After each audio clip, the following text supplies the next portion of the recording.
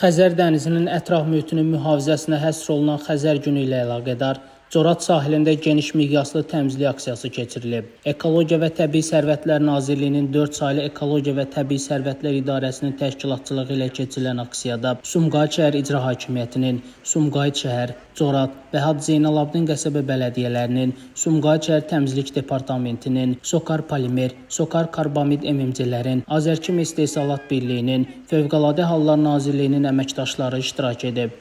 Təmizlik aksiyası zamanı Xəzər dənizinin Corat sahilində 3 hektar ərazi məişət və digər tullantılardan təmizlənib.